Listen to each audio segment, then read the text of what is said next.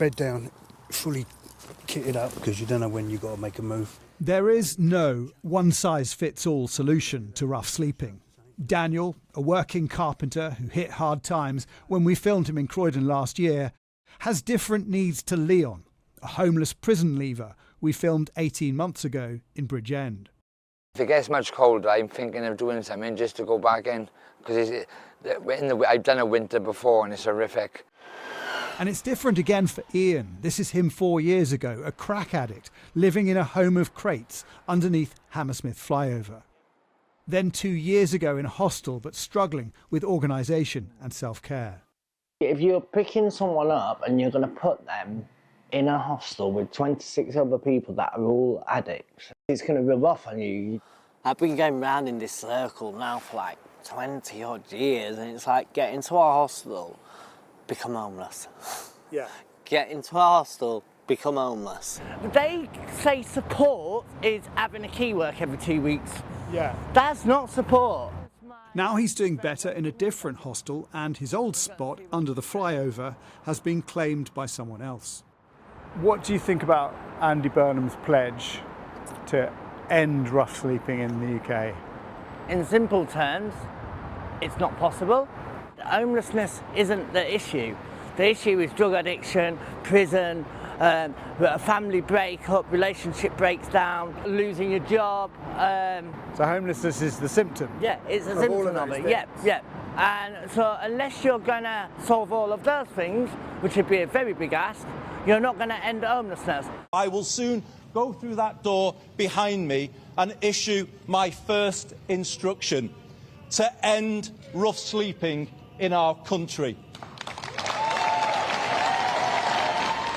The Prime Minister's pledge comes with an additional £340 million targeted at the most vulnerable rough sleepers to help them get housing and support. They say this is just phase one of the plan, and there will need to be much more to it if Andy Burnham is to fulfil his promise. Spare a little change, please.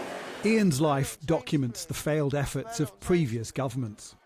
Can you please spare a little change? 20 years ago, 19-year-old Ian was evicted from his flat. Please spare a little change, please. No.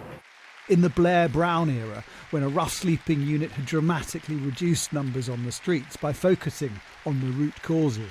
But after the 2008 financial crisis, numbers steadily rose, Ian among them. The pandemic triggered a successful but temporary drive to get people off the streets. Ian was in a hostel and looking better for it.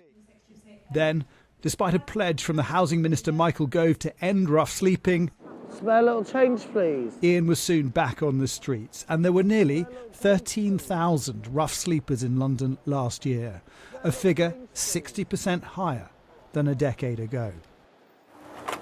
What's happening, Matt? 2 years ago, following the life of prison leaver Leon, we met Becky, running a drop-in centre for the homeless in Bridgend. What's the situation since we last saw you 2 years ago? I think we can say it's probably got progressively worse. I've certainly got double the amount of clients that we had at the time we saw you last. Each has their own route to rough sleeping, requiring their own solutions. Prison leaver Warren wants a home and a job. Doing my forklift licence, driving licence, I'm ready to go. Do you know what I mean? Just give me a property, I'm ready to go. Joanne needs extra support. So what sort of things do you struggle with? Anxiety, daily life, and mental health, which is also part of it. And after 30 years on the streets, Neil struggles with life indoors. Weston-super-Mare, I'm known as Bear Grylls, because I taught the homeless how to survive and the rules on homelessness. So someone needs to teach you how to live inside.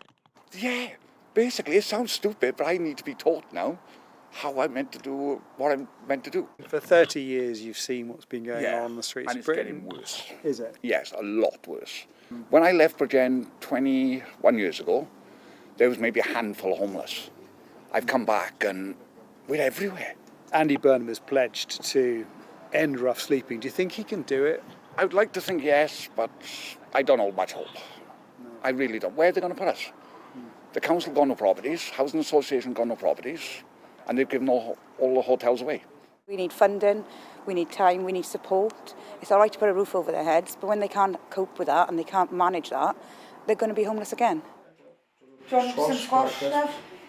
If you don't mind. Red or orange? More than half of people surveyed for an exclusive Sky poll thought Mr Burnham was right to make his pledge, but 2/3 think he will fail to achieve it. Success requires a nationwide network of support. This centre in Bridgend currently gets no government funding. It's barely surviving. I've done this for a long time and I can tell the ones that are going to do it and the ones that are not. But that doesn't matter because they're all someone's child. And they all got to have the chance.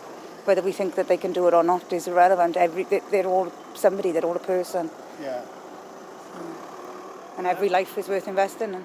Yeah.